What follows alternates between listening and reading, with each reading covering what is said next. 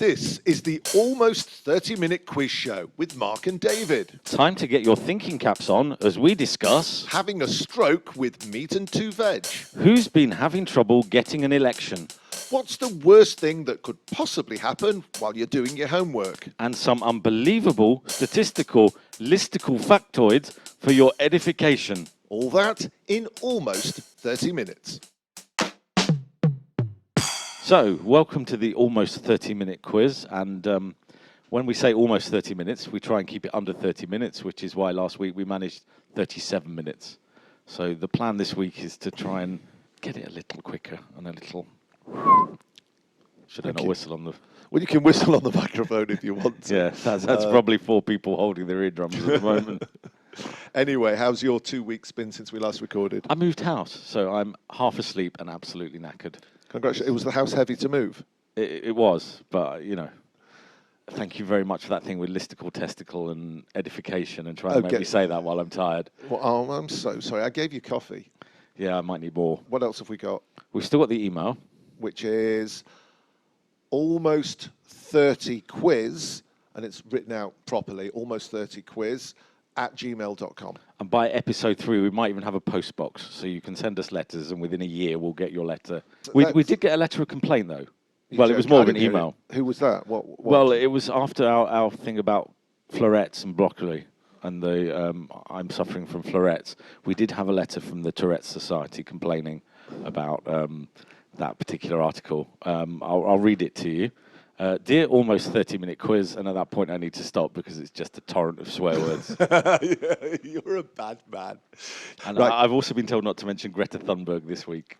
Yes, good advice. Right, moving swiftly. Okay, I promise not to mention anal rape in that case. Oh, thank God.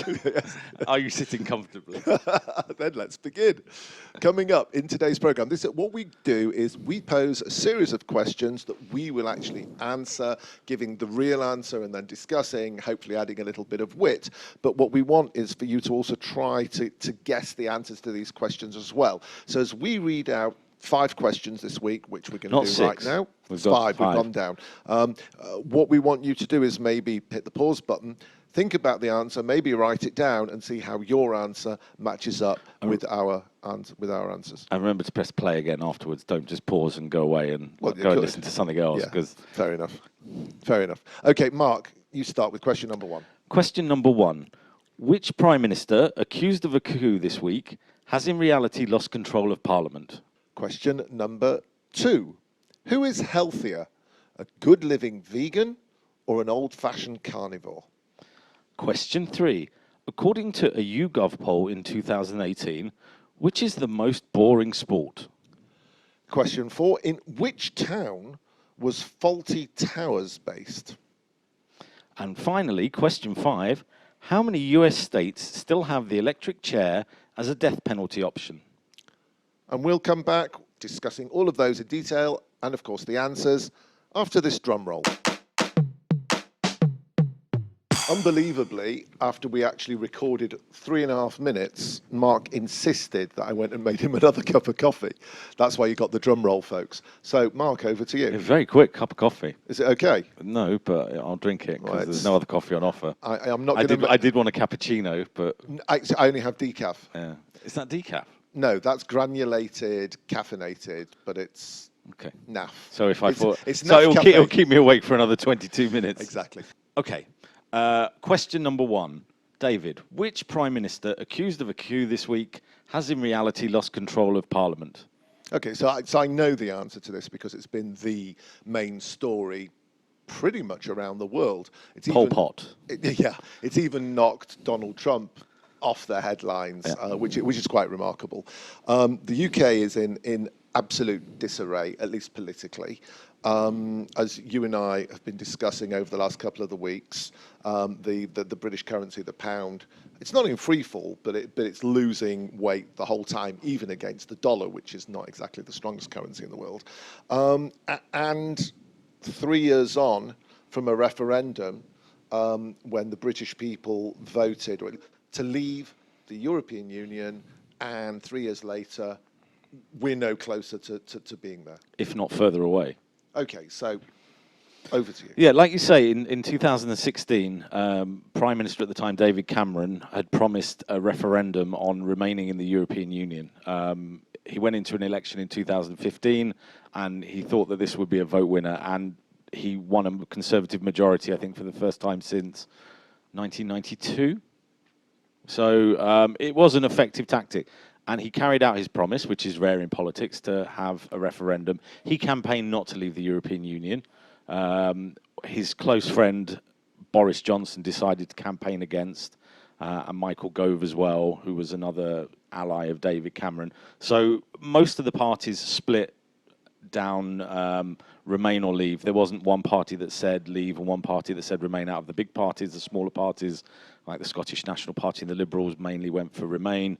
And the final result was 52% to 48% to leave the European Union, which was a shock. I think when Cameron put that referendum there, he assumed people would understand the benefits, the economic benefits, the benefits of free movement, the fact that Europe was at peace, there hadn't been a war for 60 years, 70 years, that it would be an obvious thing that people would vote. So in the wake of the election, a lot of the commentary and political statement was the people didn't really understand. Not initially. If you then go to March 17, which was 9 months after the vote, there was a vote to actually trigger that exit. You'd had the referendum, Parliament had debated it, and there was a vote, and 498 MPs out of 650 voted to trigger that exit, both Labour and Conservative. As I said, Cameron, who was the Prime Minister at the time, had voted to remain. Because he lost, he resigned, and Theresa May took over. Jeremy Corbyn, who was the leader of the opposition, was, I think to this day, hasn't declared whether he voted remain or leave.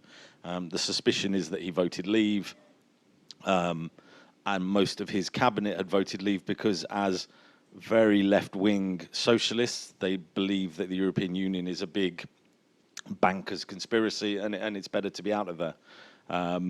So both parties voted to leave, and that triggered a 2-year period that would allow Britain to negotiate with the European Union to leave in the end of March 2019. Right. Sounds simple so far. Okay. Everybody's on board. Right. Now, David Cameron loses his job, basically. He resigned. I mean, he could have stayed. He had a mandate to stay. He just didn't want to carry out something he didn't believe in. Right. So in comes Theresa May as the next Prime Minister. Yeah. And she couldn't progress this through. Well, she had a majority at the time of around 12. I think it was an effective majority of about 20 because there were 7 members of the Parliament that don't actually turn up, the Sinn Féin members from Ireland. So she would have had the ability at the time to do that. But she saw that the opinion polls supported the Conservatives heavily. Jeremy Corbyn was seen as a disaster, and she could win a majority of over 100. And with that majority of over 100, she could pretty much do what she wanted within Parliament. So she called an election in June 2017. Should have been straightforward. She was way ahead in the polls. The only problem was that she was utterly charmless in front of the cameras. Jeremy Corbyn, who's also relatively charmless, was promising to get rid of student debt, to spend money on everything. Theresa May lost the majority. So at that point, she had to form a coalition with the Democratic Unionists and try and push this legislation through Parliament and a deal through Parliament. Over the following 2 years, she finally got a deal with the European Union, brought it to Parliament. Parliament rejected it 3 times, either because it was too generous to Europe or people didn't want to leave. And from there on in, it's sort of gone to ratchet basically over the last 6 months. So she did lose her job over this. She resigned, but she lost her job over this. So over the last month, we've had a new Prime Minister in the UK called Boris Johnson. What's been going on? So Boris Johnson comes in, and at this point he's got a majority of around 2 with the Democratic Unionists. The numbers haven't gone with him. So he's got to the point where there was that deadline of March 19, they missed it. It was extended for 6 months to the end of October, to Halloween, which is quite an appropriate time for it. So he came in and said, look, we are leaving 31st of October, come what may. We'll try and get a better deal out of Europe that Parliament will pass, but he knows pretty much it's not going to go through Parliament because over the 2 years, those people that said we should leave are now like, maybe not, I don't know. They seem to think that there's an opinion that people in Parliament know better than the public, that they're acting in the best interests of the public. That vote in June, the general election, gives them the right to say, well, the referendum doesn't really count. People want us to do this. But Boris has said, we're going end of October with a deal or without a deal. And he had a very clever plan. He decided he would do something called proroguing, which does sound like sort of sadomasochism, but actually proroguing. I thought it was a Polish boiled pastry potato-y thing. It's very nice, actually. Pierogi. Yeah. So he decided to prorogue Parliament, and then that way it would stop any discussion. He would then push the no deal through, and if he couldn't push the no deal through, he would then call a general election, because again, he was riding high in the polls. Nothing could go wrong this week. The only problem was that he announced proroguing a few days too early. It allowed Parliament 3 days to debate it, push through a deal, not only to block a no deal, but to block his election. And then he sacked 21 members of his own party, which got rid of this majority of one. Including Winston Churchill's grandson, as Winston Churchill's grandson, Ken Clarke, who's the father of the House, the former Chancellor, the former Justice Secretary, some very senior politicians. These weren't backbenchers. These were former cabinet ministers 3 months ago that he was sacking. So he now could possibly lose his seat as Prime Minister. He may have to resign. There's talk of him being arrested if he doesn't carry on, thrown into jail. By the way, in the list of people who've quit, not necessarily been fired, includes his own brother. Yes. Yeah. His brother left, and he's as I read this week, he's the only person leaving Parliament to spend less time with his family. Absolutely. And we've had, even as we're recording this morning, or last night, Amber Rudd, who was she was the Work and Pension Secretary. So she quit. She's overnight. quit as well, because a lot of the middle ground Conservatives, the ones that don't want to rush towards a no deal, are very upset that 21 of their colleagues have been kicked out of the party on one vote. Whereas historically, people have voted. I mean, Jeremy Corbyn voted against nearly every Labour motion during Tony Blair's government. He was never kicked out. You've got 53 seconds left. What do you want to say? Where are we headed? Where are we headed? I think long term we are headed to an election. I think most of the Labour Party don't support Corbyn, and Corbyn wants to push for an election. But I think we're heading for an election, and it could go anywhere. I think the one certainty is that there's going to be uncertainty over the next 6 months while there's an election, while a new government's formed. I think the ideal scenario to get Brexit to happen is that Boris wins a majority. But the other option could be a second referendum is put through Parliament in the next couple of weeks, and they have to have that referendum before there's an election. So the whole Brexit thing may be off the table. I think what we can say is, what a mess. We'll be back after this.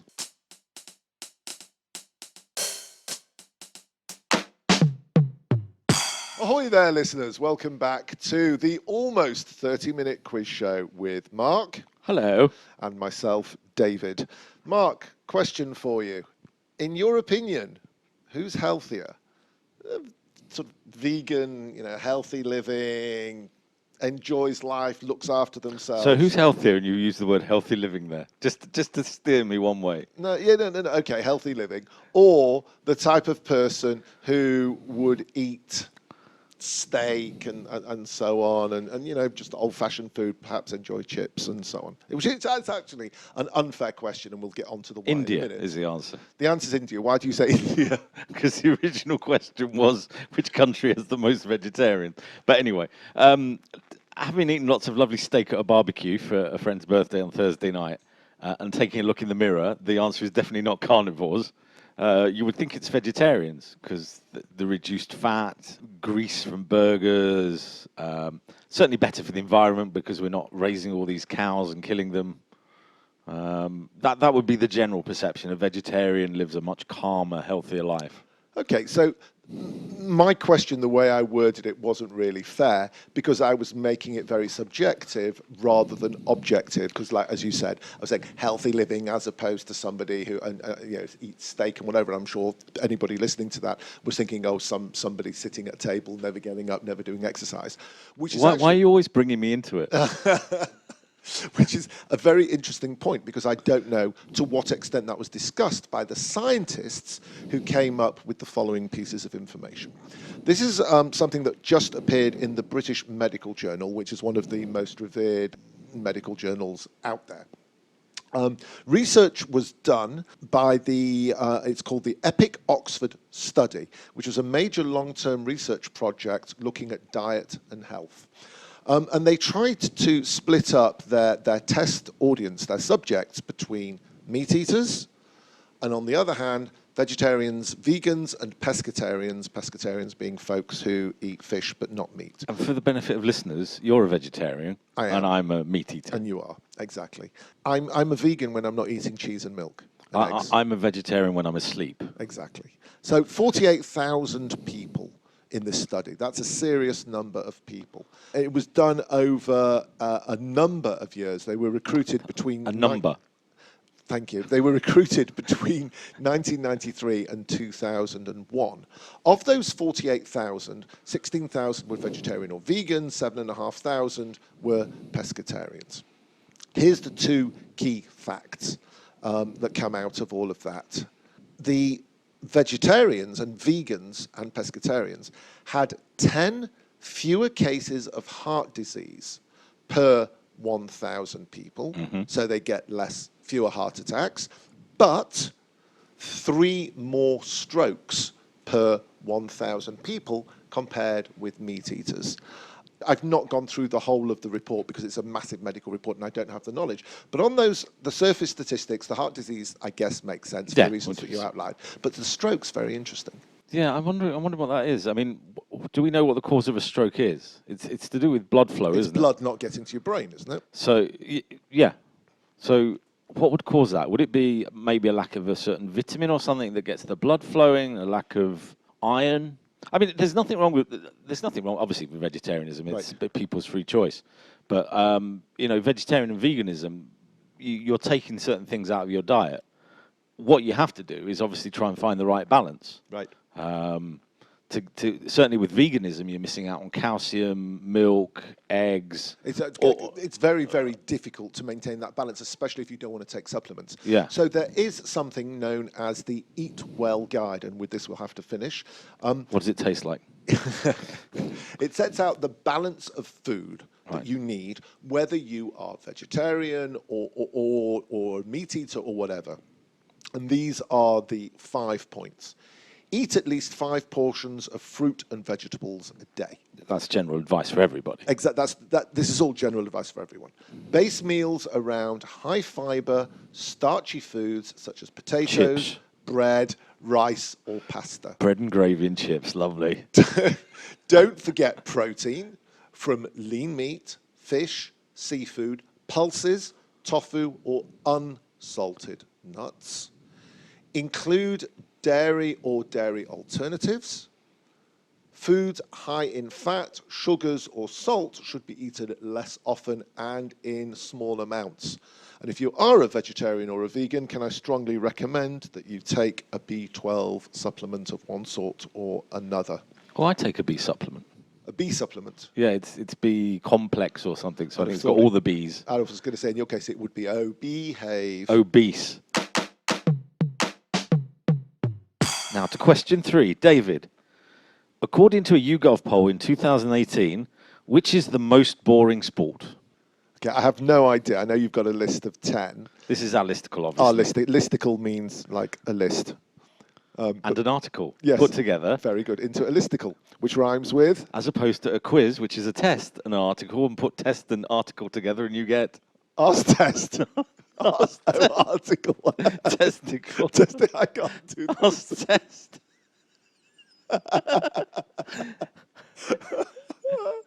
And there is the swearing section for this week. Okay. I've got 2 more swear words left. Oh. Just bear that one in mind. Bollocks. No, that's one of mine. What was the question? Which sport is dull? YouGov, blah. There was a British comedian called Jasper Carrott, and in the 1980s he said that golf was the most boring sport on television because it was hours of televised Sky. Someone hits the ball and then the camera's going, oh my God, where is it? And now you have Sky TV. Sky TV. I was very disappointed that it wasn't all golf. Okay, golf. Forgive me, Americans, baseball. This is to a British audience, so they probably... I'm doing my answers. What are you saying no for? Well, because it's the listicle, so you're knocking them off the list. This is a quiz. I ask a question, you try and get answers correct. Oh, I see. Oh, you're knocking them off the list. Yeah. Right, we should have discussed this before. Oh, all right. Okay, if we're doing it like that. But there is something very close, the British equivalent of baseball. Cricket. Yeah. Okay. I disagree on that. I think cricket can be thrilling. Especially on day 4 when Well, it's that's 4 the o'clock in the trouble. afternoon and you've on your 8th beer. It's a 5-day game in its purest form. You've got to wait till 3:30 in the afternoon on the 5th day to get excited. Possibly, it could be over in 3 days, or after 5 days there might not be a Yeah, result. and people who've bought their tickets for day 5 get refunds, which is a They're crazy cheaper system. on day 5 Yeah, it's because the chance of it ridiculous. actually happening. Ridiculous system. So you got 2, golf and cricket. Okay. Formula One, That is dull, isn't it? terrible. Absolutely boring. It's not as bad as NASCAR. Oh my God. Can you imagine? Basically, any sport that lasts more than 10 minutes when you are going round and round and round and round and round. I can do this for 10 minutes. It's like when you put a red handkerchief in the washing machine and you just watch it spin round. So, track and field, right? I actually really enjoy up to 1,500 meters running. Yeah. Who wants to watch a 5,000 meter race or a 10,000 meter race or The marathon. the marathon? Now, the marathon doesn't go round and around and around because it goes through a town, so you get pretty buildings. But for goodness sake, 26 miles, who's got the patience for this stuff? The 40-kilometer walk. That's actually good because you can watch those people with their funny By little feet. the way, we should probably stress that we're talking about this from the point of view of the spectator rather than the participants, because I can tell you as a cricket player that it can actually be really exciting and a lot of fun. So we've got golf, Formula 1 and cricket, 1, 3 and 9. What else? Oh, which was number 1? Number 1 was golf. Golf is the most boring sport. Yeah. Shall I throw some at you? Yeah, go on. Number 2, American football. Okay. An hour of sport that lasts over 3 hours. 3 hours, agreed. Although I quite like it because there's a lot of brutality and violence in it. And Yeah, no, when there is action. Yeah. Okay, so here's a sport that I find, it's not boring, but I find very difficult to follow, is ice hockey. Hockey is really exciting, but I can never see the puck. Yeah. It's like, where the puck? I went to a live game at Madison Square Gardens and I still couldn't see the puck. You went to a live game with me in Kiev. We did, and we First we left. against second. We in left the because team. we had tickets for another game. Yeah, we went to a soccer And game. we got it as a freebie over lunch. Pay your bill and you get a free ice hockey game. Anyway, if you want to get this into under 30 minutes quiz The, show, you've the got to almost finish off. Go on. 40-minute quiz Yes, show. go on. What else Okay, have we got? snooker. Yeah, as a watcher, it's terrible. A 2-day game watching people in waistcoats leaning Yeah. over and playing with their balls. Number 4 was darts. I actually think darts is quite fun. It's like short spurts. The longest game only lasts an hour, and you're watching. I don't know. I mean, it's a bit odd because you're just watching a board. and- Playing is fun. Yeah, You and I have played in Crete. we did. Yes. Horse racing. Well, I guess it's the same theory. It's exciting. When you get up to the final line and there's 2 horses in there and it's Red Rum and it's Shergon, it's Red Rum and it's Shergon, and it's Red Rum and it's Shergon. And Shergon's crossed over the line in first place. And I sent my dog off. But that's okay. But if it's a 2-mile race, it's very dull. It's good when they've got fences because then you can like watch them fall. Oh, and I want to point out something. In a lot of circuits, I think in America, what do horses do? They go round and round and round and round. It's like Formula 1. If you put a horse in a washing machine, that would be quite exciting. I used to be a motor racing driver, but I'm all right. Cycling. Yes. Which going on that basis of things going round and round and round. Yeah. Round. Basketball. No, basketball is exciting.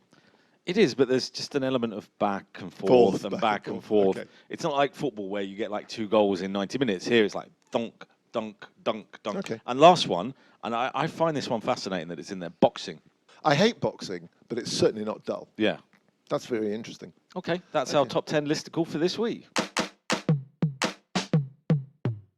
And welcome back to the almost 30-minute quiz show. Mark, where was the TV show Fawlty Towers based? Which town was it in? Flowery Twats was in... I love that when they kept changing the sign. Flowery Twats, Fawlty Towers was in... Is that my third swear word? Farty Towels Farty Towels. was based in... Torquay. Correct, which brings us very nicely on to... Yeah, this section, we're going to do some hotel reviews for no reason other than we were reading them during the week and had a good laugh. I'll start with one entitled, There Was a Poo in the Kettle. We're not going to mention the names of the hotels. Okay, we should point out, okay, we are not receiving money from any establishment for this section. Certainly not this establishment. I don't think they'd want this out there. There was a poo in the kettle. Do not stay in this absolute dump of a hotel. And I use the term hotel very loosely. I cannot convey strongly enough how disgusting this place is. Blood-stained headboards that have clearly been up since the World War, the first one, rude staff, windows that won't close, no hot water, broken furniture, dirty utensils, broken light fittings, and an actual poo in the kettle. I don't know how you do that with the handle in the way, but there you go. Pretty sure I'm going to end up with some sort of rash disease due to the sanitation conditions similar to those of a homeless crackhead. In summary, this place is a complete hole.